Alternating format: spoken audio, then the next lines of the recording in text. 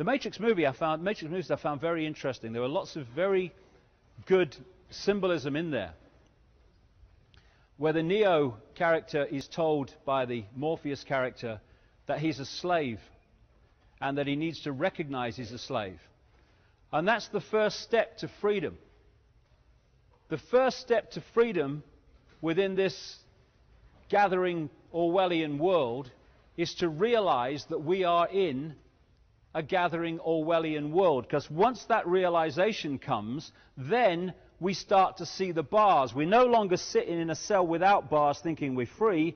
We can start to see the bars. Once you see the bars, you can start to think, well, what do I do about it? And then the next thing, that we want to be free. That we don't want to be sheep anymore. That we want to take our minds back. That we want to have our own opinions and our own views, and not those that are bombarded at us daily through education and through the media and all the other sources of so-called information. And then there's the transformation, where you open your mind and break the spell that so many people are under, the hypnotic spell of seeing the world in a certain way. And when you realize, or you start to transform, you realize a staggering fact, which the cutting edge of science is now beginning even to identify, that this world we think is physical is an illusion. It's an illusion. There is no out there in terms of physical things that we perceive out there. What is out there are just frequency fields which we are decoding into a holographic reality. And our reality is a reality that we decode from frequency fields into apparently a physical world, but it's just a holographic illusion. And therefore, if you know that that's what we're doing, and the population have no idea that that's what they're doing, you are suddenly in an extraordinarily powerful place to manipulate how we perceive reality en masse. As Einstein said, reality is an illusion, albeit a persistent one. These physical bodies lock us in to a frequency range, a lens through which we perceive reality, which we call the physical world. In the same space that we're occupying are infinite other frequencies of reality, and we ourselves, in terms of consciousness, are infinite. But when we work through a physical body, that infinite consciousness that we are works through a tiny lens. I guess it's about experience, who knows? And when you start to identify that this body, this vehicle, this biological computer is who we are, you get locked in the 5 sense prison pretty damn fast. Once you realize you are consciousness having an experience through this physical body, your mind starts to open and see that we are infinite.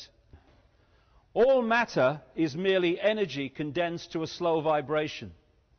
We're all one consciousness experiencing itself subjectively. There's no such thing as death. Life is just a dream, and we are the imagination of ourselves.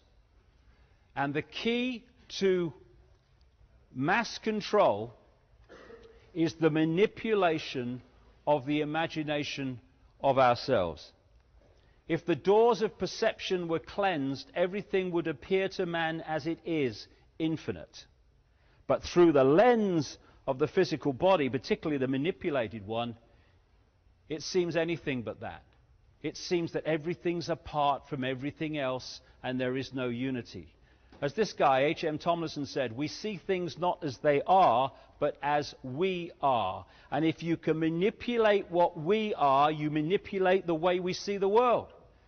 And we are encouraged to see the world in a state of division, of apartness. I am apart from you. I have no connection because you're there and there's space in between us.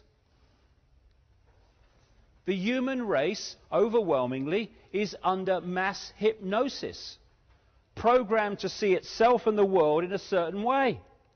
Humanity, asleep. When people start to get it and start to see the world in a much different way, they use this term. They say, I woke up. Exactly. Waking up from the trance we've been put into. And what's the biggest hypnotist on planet Earth? The box in the corner of the room, which is constantly telling us what to believe is real, what to believe is possible, what to believe is right, what to believe is wrong, what to believe is moral and immoral. And when we see the world only through the five senses, and we drop into body consciousness alone, then we drop into a box of limitation. And once we have stopped connecting with higher levels of our consciousness and observing the world from that point, we only have one place to go to get a fix on who we are and the nature of reality, and that's out there through the eyes and the ears. And who controls that? The mainstream media, the education system. Put them in the box, lock them in body consciousness, then program the body computer that locks us into this tiny frequency range called visible light that we think is everything, when it is an infinitesimal fraction of what exists in the very space I'm standing in now. We live in the equivalent of a holographic internet, as I call it. The world seems so solid, but then they say it's made of atoms which have no solidity. How is that? Because it's an illusion.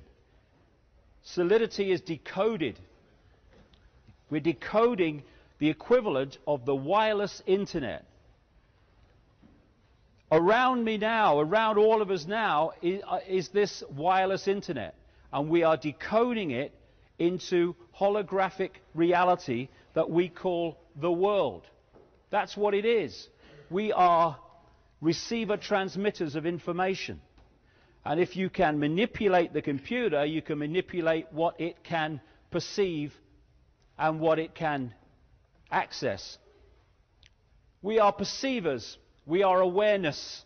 We are not objects. We have no solidity. We are boundless. We, or rather our reason, forget this, and thus we entrap the totality of ourselves in a vicious circle from which we rarely emerge in our lifetime. We are awareness, that's what we are. And the idea of the manipulators is to limit that awareness as much as possible, so that we only see ourselves in limited apartness terms. We are living in a holographic world, a holographic universe. It's basically a frequency field.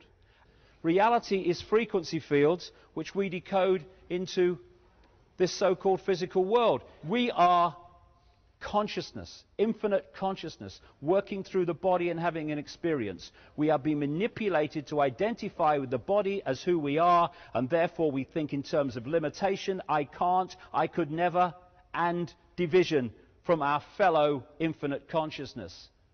Einstein said, you cannot solve problems with the same level of consciousness that created them. There is no path to peace. Peace is the path. This is the level of consciousness we've got to start going to. You must be the change you want to be in the world, or see in the world, Gandhi said. Martin Luther King, cowardice asked the question, is it safe? Expediency asked the question, is it politic? Vanity asked the question, is it popular? But conscience asked the question, is it right? And there comes a time when one must take a position that is neither safe, nor politic, nor popular, but one must take it because it is right.